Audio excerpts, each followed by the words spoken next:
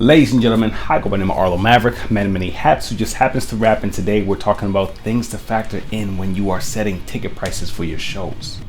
Now, as independent artists, we tend to put on our own shows, and when putting on our own shows, we have a ton of expenses that we have to factor in. Everything from the venue rental to the text we're going to be running the show, to your promotions to actually make sure people get within the door, to paying your band members. So today I want to talk about certain things you need to factor into your cost, because at first you might actually be operating at a loss in order to build something, which is not a bad thing, because that's how most companies start out as a loss. But through building something, you eventually get to the point where you can actually start charging what you need to charge in order for you to actually start living off of what you do.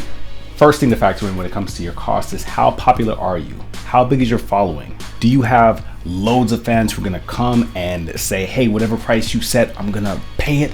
If you don't, then one of the things you may want to factor in is something called penetration pricing.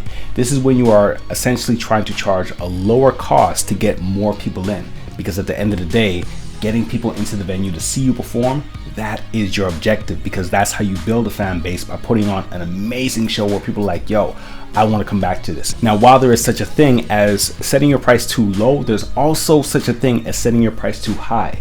If you are setting your price so high that people are turned off by it, then you shot yourself in the foot.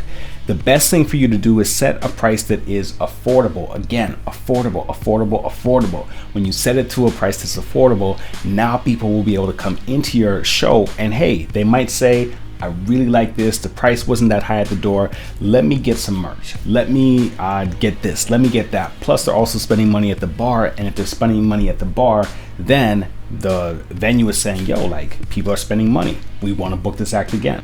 Another thing to factor in when it comes to setting your prices is who's on the bill.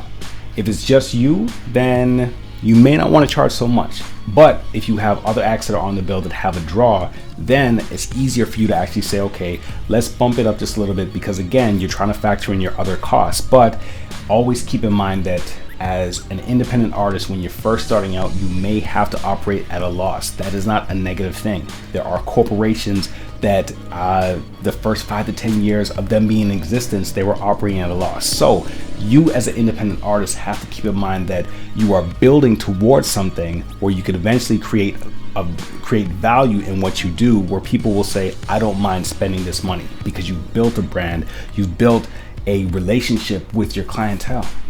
Last point that I want to share with you is that if you have a special show that you are hosting, then you have the ability to charge a little bit more. The reason why is because of this. If you have an album release party that you're doing, fans are expecting to spend a little bit more money, because they're expecting to pay at the door. They're expecting to possibly leave with something from that night there, whether it be a vinyl, or maybe it's some merch, or whatever the case may be. And you're probably going to have a couple cool acts on the bill with you. So for shows like that, you can charge a little bit more. But always look at it from the standpoint of, what is the purpose of the show? If the purpose of the show is something that is unique, something different, you're giving them an experience, then your fans will understand. But you have to be able to communicate that to them for them to understand why they're spending what they're spending. In closing, if you found yourself to be more informed by the end of this vlog, then please make sure to click the like button as well too. Don't forget to subscribe to the channel, which is youtube.com/Arlo Maverick. And again, as I always say, let's get down in the comments, ladies and gentlemen. Add some perspective, add some context, add some ideas, add some suggestions to